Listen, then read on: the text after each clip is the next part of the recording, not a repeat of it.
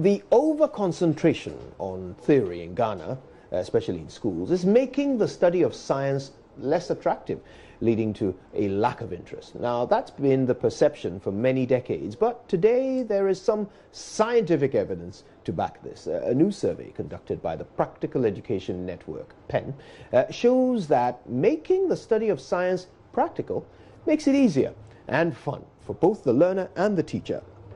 How so? Well, let's figure it out. In the studio with us is Araba. She's a content marketer for Practical Education Network. She's here with Jacob Babb, who's a researcher for PEN. Very nice to meet you both.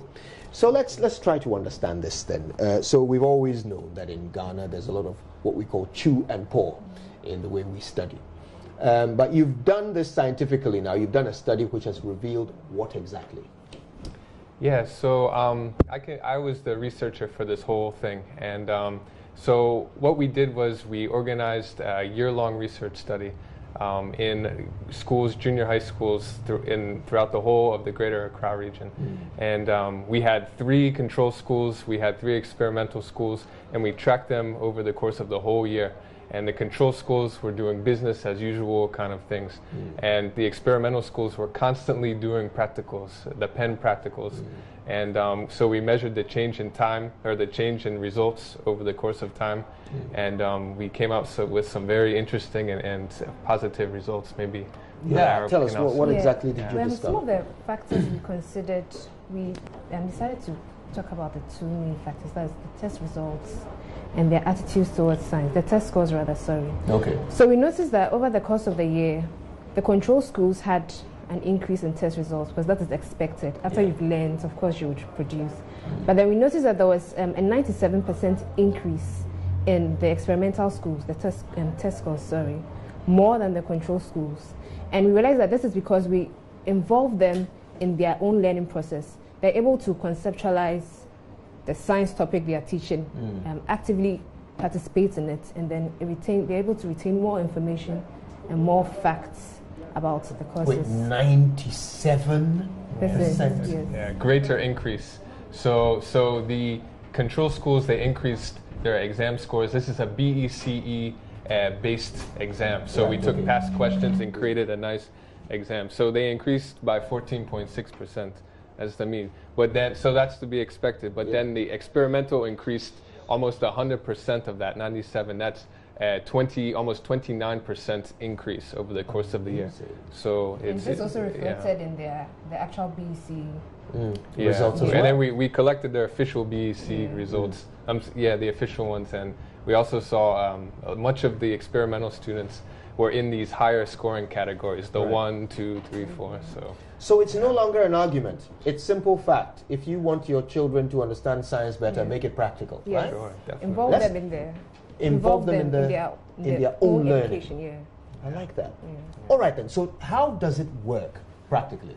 How do you practicalize these theories that we were all forced to memorize? So what Practical Education Network does is we train teachers. That's the bulk of what we do. And so we realize that in most schools in the country, there's no laboratories, there's no big fancy equipment, but we also believe that we don't need those things. Even we're based out of MIT in the US, and even at MIT, they have the fancy equipment there, but also for getting concepts down, they also used simple materials, the same ones that we promote. And so, we train the teachers how to use these low-cost, very relevant and local materials in the teaching of science. So the question is, how practically do we do it? We believe it's practically teaching the teachers how to teach practically using what's around them. Fancy equipment to teach if you don't have them. So we teach them how to use basic materials like a balloon, a plastic bottle, to teach a subject like respiratory. So they get the idea and they're able to at least understand and participate in it. Fascinating stuff. So do you also give children the opportunity to solve real life problems with science? Yeah, so basically we mostly work with the teachers because we believe that the teachers are the gateway between, let's say, policy, curriculum, and the what results we want from the students. And so what we train our teachers to do is we tell them, hey, do these practicals, and we show them along the way. But even the teachers often, sorry to say, they've also been brought up through the system. Yeah. So they also don't know how to do these practicals. So the teachers, as well as the students that they eventually teach, we encourage them to just be creative and you know, in the education research world, we call it constructivist learning. You know, how to construct your own ideas rather than being them forced upon you. Yeah. So now the experiment has yielded results. Now it's clear the proper way to teach science. What next? Are you going to seek to roll this out nationwide? What's the plan? So part of what I've also been doing is trying to work with government officials. So we actually were invited by the National Curriculum Council in the creation of the new primary school curriculum. So they called on us to kind of in the revision process. So we've tried to infuse a lot of our thinking and practical-minded activities into the new curriculum, along with the other government people and stakeholders. So we believe that the new curriculum will be a big help, but also if the teachers are also trained. I made the argument on radio today that just because you have maybe a computer doesn't mean you know how to use the computer. You need to be able to be trained. So that we believe that teachers nationwide need to be trained. So we've been in contact with NACA, with the National Teaching Council we've worked with, and even with UNICEF and UNICEF Ghana. So we're getting there.